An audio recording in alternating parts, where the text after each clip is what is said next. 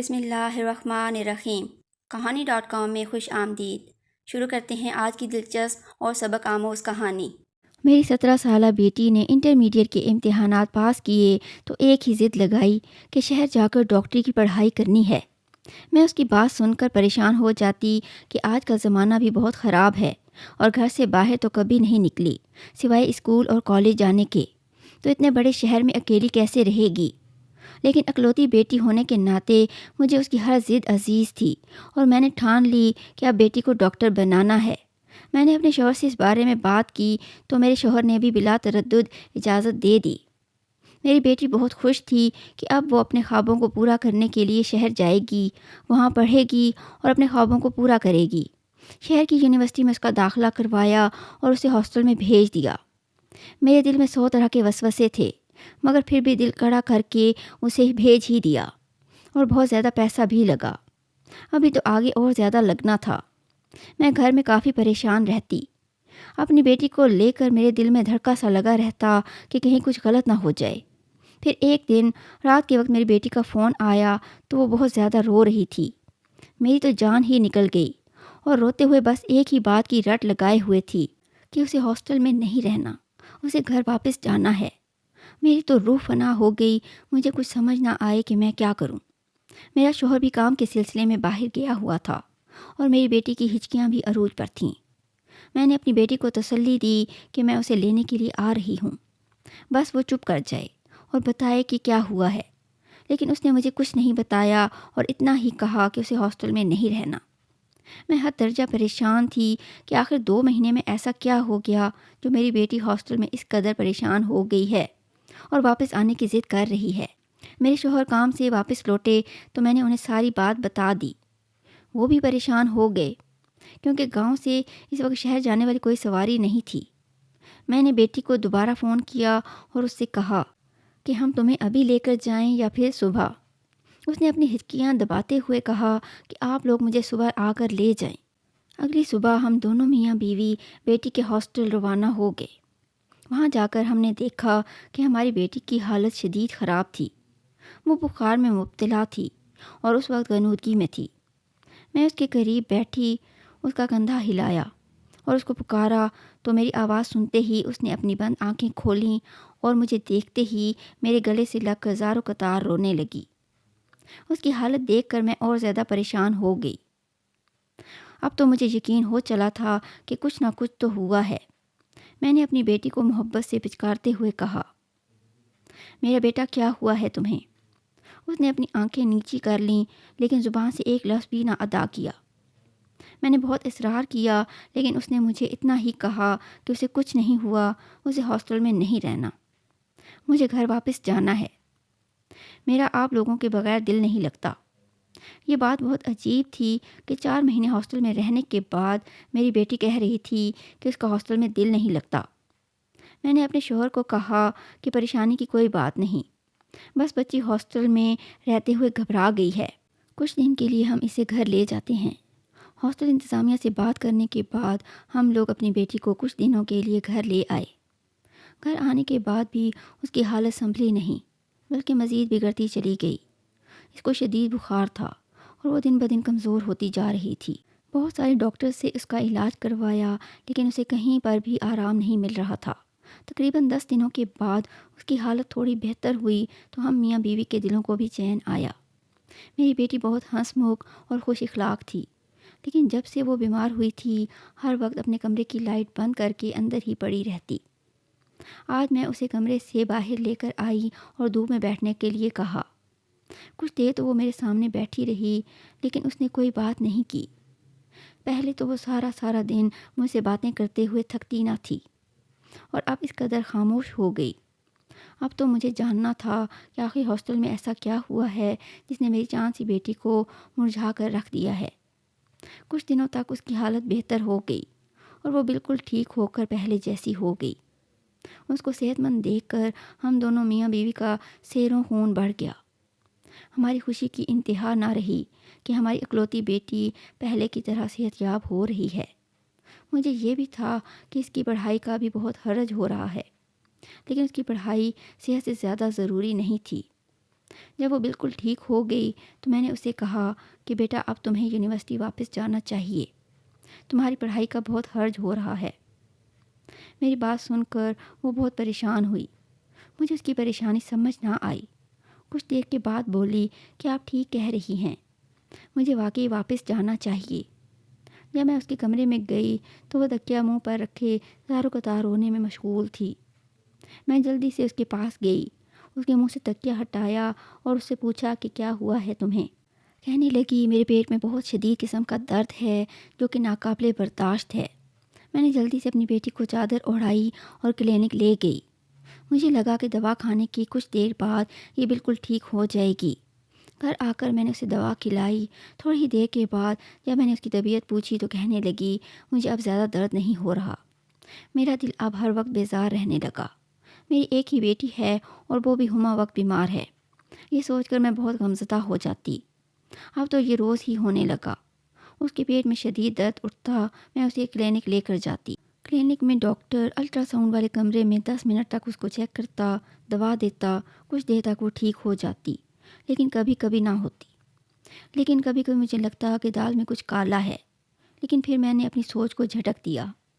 میرے شوہر نے مجھے کہا کہ ہماری بیٹی کی اب شادی کی عمر ہے، وہ ہاسٹل جانا نہیں چاہتی۔ ان کو کیسے بتاؤں کہ اس کی تو صحت ہی خراب ہے، ہر وقت اس کے پیٹ میں درد رہنے لگا ہے، لیکن میں نے اپنے شوہر سے کوئی بات نہیں کی اور ان کی ہاں میں ہاں ملائی۔ ایک دن میرے شوہر نے مجھے کہا کہ ان کے دوست کا بیٹا ڈاکٹر ہے، وہ ہمارے گھر رشتہ لے کر آنا چاہتے ہیں۔ میں نے کہا ٹھیک ہے، آپ بلا لیں۔ رشتہ دیکھنے کے لیے لڑکے کی ماں اور لڑکا آیا تھا۔ ہمیں لڑکا بہت پسند آیا، اس کا شہر میں گھر تھا، لیکن وہ رشتہ کسی اچھی گاؤں والی سلجھی ہوئی لڑکی سے کرنا چاہتا تھا جو اس کا گھر اچھے سے سنبھال سکے، اور پھر میرے شوہر تو ان کے دوست تھے تو ہمیں بھی کوئی اعتراض نہیں تھا، نہ انہیں کوئی تھا۔ ہم لوگوں نے رشتہ پکا کر دیا۔ 2 مہینوں کے بعد شادی کی تاریخ بھی طے ہو گئی۔ میری بیٹی ایک دم سے بالکل ٹھیک ہو گئی۔ اس بات نے مجھے حیرانی میں ڈال دیا۔ بہرحال ہم نے دعاؤں کے ساتھ اپنی جان سے پیاری بیٹی کو رخصت کر دیا۔ اس کے جانے کے بعد ہمارا گھر بہت ویران ہو گیا۔ میری بیٹی ہمیں ملنے کے لیے 1 مہینے کے بعد آتی۔ میرے پوچھنے پر وہ ہمیشہ یہی کہتی کہ میں بہت خوش و خرم ہوں۔ اس کی یہ بات سن کر میں بھی پرسکون ہو جاتی۔ پھر ایک دن ایک فون کال نے میرے پاؤں تلے سے زمین کھینچ لی۔ وہ فون میری بیٹی کے سسرال والوں کی طرف سے تھا۔ ہم لوگ جیسے ہی میری بیٹی کے سسرال پہنچے، میری بیٹی نے بتایا کہ میری ساس صبح کی گئی ہوئی ہے اور ابھی تک واپس نہیں آئی۔ پورا محلہ چھان مارا، کسی نے اسے صبح سے نہیں دیکھا۔ ہم لوگوں نے دوبارہ پورا محلہ چھان مارا، لیکن بیٹی کی ساس کہیں نہ ملی۔ میرے شوہر نے اپنے دوستوں کے ذریعے پولیس وغیرہ سے بھی رابطہ کیا۔ پولیس آ گئی، لیکن بیٹی کی ساس کے بارے میں کوئی پتہ نہ لگا سکا کہ آخر وہ کہاں گئی۔ میری بیٹی کے گھر میں ایک دم سے بھونچال آ گیا کہ آخر میری بیٹی کی ساس کہاں جا سکتی ہیں۔ ہم لوگ تو شام تک واپس آ گئے۔ بیٹی کا شوہر بھی ملک سے باہر گیا ہوا تھا۔ میری بیٹی کے شوہر کا نام علی تھا۔ 1 مہینے بعد اس کا شوہر بھی باہر کے ملک سے واپس آیا، لیکن اس کی ساس کا کوئی اتا پتہ نہیں تھا۔ 2 ہفتوں بعد ایک دن اچانک ہی میری بیٹی شام کے وقت اپنے کپڑوں کا بیگ ساتھ لیے آ گئی۔ وہ بہت پریشان تھی۔ میں نے اسے بٹھا کر پانی وغیرہ پلایا۔ اس سے پوچھا کہ کیا ہوا ہے، تو میری بیٹی نے کہا کہ امی مجھے معاف کر دو، میں بہت بری بیٹی ہوں۔ اس کی باتیں سن کر میں حیران رہ گئی کہ آخر وہ ایسا کیوں کہہ رہی ہے۔ اس نے مجھے جو باتیں بتائیں انہیں سن کر میں ایک بار کانپ کر رہ گئی۔ میرے شوہر باہر کے ملک سے لوٹ آیا، وہ بھی بہت پریشان تھا۔ اس نے ہر ممکن کوشش کی ماں کو ڈھونڈنے کی، لیکن ان کا کہیں پتہ نہ کروا سکا۔ مجھے یوں محسوس ہوا جیسے وہ اپنی ماں کو لے کر بہت پریشان ہو، اسی لیے مجھے نظر انداز کر رہا ہو۔ لیکن کچھ دنوں کے بعد اس نے مجھے مکمل نظر انداز کر دیا۔ میں نے اس سے بات کرنے کی کوشش کی اور اس سے کہا کہ جب سے آپ آئے ہیں آپ نے میرے ساتھ کوئی بات چیت نہیں کی۔ میرا شوہر کہنے لگا کہ میں اپنی سرگرمیوں میں مشغول ہوں، مجھے کسی کی پرواہ کرنے کی کوئی ضرورت نہیں۔ اپنے شوہر کا یہ جواب سن کر مجھے یقین ہی نہیں آ رہا تھا کہ یہی میرا شوہر ہے جو مجھ سے اتنے میٹھے لہجے میں بات کرتا تھا، اب اس قدر تلخ بیانی کر رہا ہے۔ میں نے اس سے پوچھنے کی بھی بہت کوشش کی کہ مجھ سے کوئی غلطی ہوئی ہے تو مجھے بتاؤ، لیکن اس نے اپنے لبوں سے قفل نہ ہٹائے۔ کچھ دن کے بعد مجھے یوں محسوس ہوا جیسے گھر میں کسی چیز کی تیاری چل رہی ہو۔ میں کچن میں آئی تو میری نند انواع و اقسام کے کھانے بنا رہی تھی۔ میں نے اس سے پوچھا کہ خیریت ہے، آج اس قدر تیاریاں کس بات کی؟ اس نے مجھ سے رعب جمانے والے انداز میں کہا کہ آج گھر میں مہمان آ رہے ہیں، آپ اپنے کمرے میں ہی رہنا، نہیں تو اچھا نہیں ہوگا۔ اپنی نند کا یہ رویہ میری سمجھ سے باہر تھا۔ میں نے اس سے پوچھنا چاہا کہ میں اپنے کمرے میں کیوں رہوں، لیکن اس وقت میرا بحث کرنے کو بالکل دل نہیں کر رہا تھا، اس لیے میں خاموشی سے اپنے کمرے میں چلی گئی۔ مجھے اپنے کمرے میں باتوں کی آوازیں آ رہی تھیں۔ میرا شوہر اور نند دونوں ہی بہت خوش نظر آ رہے تھے۔ میری طبیعت بہت خراب تھی، لیکن میں نے کسی کو نہیں بتایا۔ پچھلے کئی دنوں سے مجھے شدید چکر آ رہے تھے۔ آج بھی مجھے شدید چکر آنے لگے، ساتھ ہی الٹی شروع ہو گئی۔ میں بہت گھبرا گئی۔ اس وقت میری نند میرے کمرے میں میرے شوہر کو لے کر داخل ہوئی۔ اس کے منہ سے جو باتیں نکل رہی تھیں ان کو سن کر مجھے ایسے لگا جیسے ابھی زمین پھٹ جائے اور میں اس میں سما جاؤں۔ اپنی ذات پر لگائے گئے اتنے گھٹیا الزامات سن کر یہ کس کا گناہ پال رہی ہے جو اس کی یہ حالت ہے؟ میں تو چکراتے سر کے ساتھ بیٹھ گئی۔ میرا شوہر مجھے تھپڑ مارتے ہوئے بولا، بتاؤ بدذات، تمہارے اندر کس کا گناہ پل رہا ہے؟ میں دل میں سوچنے لگی کہ ایک ڈاکٹر ہو کر یہ ایسا کیسے کر سکتا ہے۔ میں نے پختہ ارادہ کر لیا کہ میں ان کو کبھی بھی نہیں بتاؤں گی کہ میری یہ حالت کس وجہ سے ہے۔ میں تو پہلے ہی چکرا رہی تھی، تھپڑوں کی وجہ سے بے ہوش ہو گئی۔ مجھے جب ہوش آیا تو میں نے دیکھا کمرے میں کوئی نہیں تھا۔ باہر سے مہمانوں کے بولنے کی آوازیں آ رہی تھیں۔ میں اٹھ کر دروازے تک آئی تو باہر سے آوازیں آئیں کہ ہم یہ رشتہ پکا سمجھیں۔ مجھے سمجھ نہ آئی کہ مجھ پر اتنے گھٹیا الزامات لگا کر کس کا رشتہ پکا کیا جا رہا ہے۔ رات کے وقت جب شوہر میرے کمرے میں آیا تو کہا کہ میں اپنے گھر جا سکتی ہوں، وہ شادی کر رہا ہے۔ میں نے اپنے شوہر کو کہا کہ اب اس گھر سے میرا جنازہ ہی نکلے گا۔ یہ سن کر وہ آگ بگولا ہو گیا اور کہنے لگا، جب گناہ کر رہی تھی تب کچھ یاد نہیں آیا؟ میں ایک بار پھر خاموش ہو گئی۔ اگلے دن مجھے پتہ لگا کہ لڑکی والوں کو کسی نہ کسی طرح پتہ لگ گیا کہ میرا شوہر شادی شدہ ہے، تو انہوں نے شادی کرنے سے انکار کر دیا۔ میرے شوہر نے مجھ سے الگ کمرے میں رہنا شروع کر دیا۔ میں پتہ لگانا چاہتی تھی کہ آخر میرے شوہر اور نند نے میرے ساتھ ایسا کیوں کیا۔ یہ جاننے کے لیے میں نے سوچا اس کے کمرے میں جا کر دیکھتی ہوں، اس نے میرے ساتھ ایسا کیوں کیا۔ رات کو میں اس کے کمرے میں سونے کے لیے گئی۔ مجھے دیکھ کر وہ ایک پل کے لیے پریشان ہو گئی۔ میں نے اسے کہا کہ مجھے اپنے کمرے میں ڈر لگ رہا ہے، اسی لیے تمہارے کمرے میں سونے لگی ہوں، اور جا کر آرام سے بیڈ پر لیٹ گئی۔ 5 منٹ کے بعد میں نے ہلکی سی آنکھ کھول کر دیکھا تو وہ کمرے کے درمیان میں ایک ٹاٹ بچھا کر اس کے اوپر بیٹھی کچھ پڑھ رہی تھی، اور ایسا محسوس ہو رہا تھا جیسے اس کا ذہنی توازن بگڑ گیا ہو۔ تھوڑی دیر کے بعد وہ میرے قریب آئی۔ میرے دل میں خوف کی شدید لہر اٹھی۔ مجھے لگا جیسے وہ ابھی مجھے کچھ کر دے گی، لیکن وہ چپ چاپ آ کر میرے قریب بیٹھ گئی۔ اس کی باتیں سن کر میرے سر پر ساتوں آسمان آن گرے اور قدموں تلے سے زمین سرک گئی۔ وہ مجھے کہنے لگی، میں نے ہر ممکن کوشش کی تمہیں گھر سے نکالنے کی، لیکن تم نکلی ہی نہیں۔ تمہارا شوہر تمہارا نہیں رہا، تم مکمل طور پر تنہا ہو گئی۔ اگر خوش میں نہیں ہوں تو رہنے تمہیں بھی نہیں دوں گی۔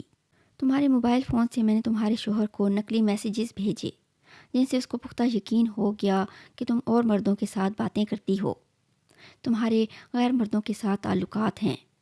پھر میں نے اپنے بھائی کی دوسری شادی کروانے کا سوچا، اس کا رشتہ بھی طے کر لیا۔ اب تمہارا سر درد اور الٹی آنا ان سب نے میرا کام اور بھی آسان کر دیا۔ مجھے رات کو پتہ چلا کہ تمہیں کینسر ہے، تم بہت جلد مرنے والی ہو، تو اب مجھے تمہیں مارنے کا کوئی ارادہ نہیں ہے۔ اور جب اس بات کا پتہ چلا میری ماں کو تو وہ روکنا چاہتی تھی۔ میری ماں چاہتی تھی کہ میرے بیٹے کا گھر خراب نہ ہو، پھر میں نے اسے بھی رستے سے ہٹا دیا۔ میں نے اپنی سگی ماں کو ہی مار دیا، اور اس بات کا پتہ آج تک کسی کو نہیں لگا۔ تم نے بہت غلط کیا بھابھی، اس گھر میں آ کر، میرے بھائی کے ساتھ شادی کر کے۔ میں اپنے دوست کے ساتھ اس کی شادی کروانا چاہتی تھی، مگر میرے بھائی نے کہا کہ وہ اپنی پسند کی شادی کرے گا، اور وہ تمہیں پسند کرتا تھا۔ کچھ سال پہلے تم اور میں ایک ہی اسکول میں پڑھتے تھے، تم ہمیشہ فرسٹ رہتی اور میں ہمیشہ پیچھے رہ جاتی۔ میں نے تبھی سوچ لیا کہ میں تمہیں تباہ و برباد کروں گی، مگر پھر تم لوگ گاؤں چلے گئے۔ اس کے بعد جب تم بیاہ کر اس گھر میں آئی تو میں دیکھتے ہی میں نے کہا کہ اب تم نہیں بچو گی، اور دیکھو میں نے تمہیں تباہ کر دیا۔ اپنی نند کی اتنی بھیانک باتیں سن کر میں دنگ رہ گئی، پر خاموش رہی۔ مجھے مکمل یقین ہو گیا کہ میری نند ایک سائیکو پیشنٹ ہے۔ بچپن کی باتیں مجھے تو یاد نہیں تھیں، اور اس نے تب سے ہی میرے لیے اپنے دل میں بغض پال رکھا تھا۔ میں نے سب سے پہلا کام یہ کیا کہ جس وقت میری نند میرے پاس بیڈ پر آ کر بیٹھی، میں نے آنکھ بچا کر اپنے موبائل کی وائس ریکارڈنگ آن کر لی۔ اس کی ساری باتیں میں نے اپنے شوہر کو بھیج دیں۔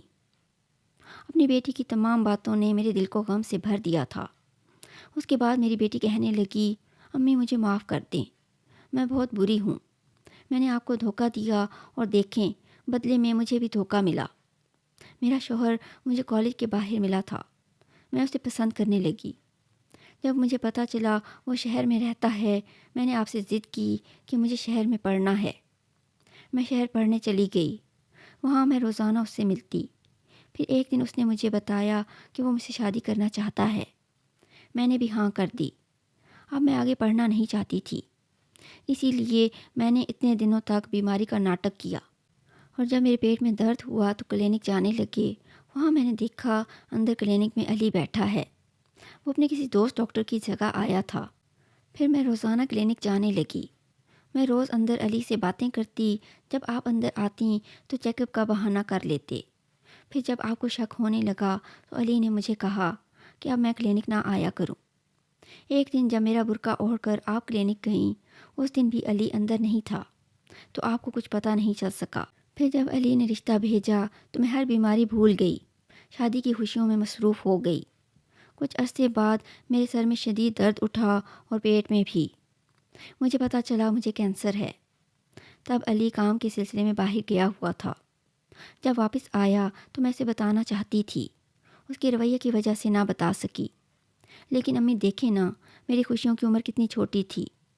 رات کو مجھے پتہ چلا میری نند میرے ساتھ حسد کی آڑ میں یہ سب کر چکی ہے۔ میرے شوہر نے میرا اعتبار نہیں کیا۔ اب میں اس گھر میں کبھی نہیں جاؤں گی۔ میری بیٹی کی باتیں میرا دل چیر رہی تھیں۔ میں نے اسے اپنے سینے سے لگا لیا، اس کے ابا کو چیدہ چیدہ باتیں بتائیں۔ اگلے دن صبح کے وقت میرا داماد آ گیا، اس نے بھی مجھ سے معافی مانگی۔ میری بیٹی کے شوہر نے اس کا بہت علاج کروایا۔ اس نے اپنی بہن کو گناہوں کی سزا دلانے کا فیصلہ کیا۔ پھر میری بیٹی کی نند کو پولیس پکڑ کر لے گئی۔ جیل میں اس کا بہت بھیانک انجام ہوا۔ اس کو آئے روز دورے پڑتے۔ دماغی طور پر تو وہ پہلے ہی مفلوج تھی، اور اب جسمانی طور پر بھی مفلوج ہو کر رہ گئی۔ میری بیٹی اب خوش و خرم زندگی گزار رہی ہے۔ ماں باپ کو دھوکہ نہیں دینا چاہیے، نہ ہی کسی سے حسد کرنا چاہیے، ورنہ یہ چیزیں انسان کی زندگی تباہ و برباد کر کے رکھ دیتی ہیں۔ یہ تھی آج کی کہانی۔ اگر ویڈیو پسند آئے تو اسے لائک اور شیئر کریں، چینل کو سبسکرائب کریں اور بیل نوٹیفیکیشن آن کر دیں تاکہ ہماری آنے والی ہر کہانی آپ کو بر وقت مل سکے۔ کمنٹس میں اپنی قیمتی آراء سے ضرور آگاہ کریں۔ اپنا اور اپنے چاہنے والوں کا بہت زیادہ خیال رکھیں۔ اللہ حافظ۔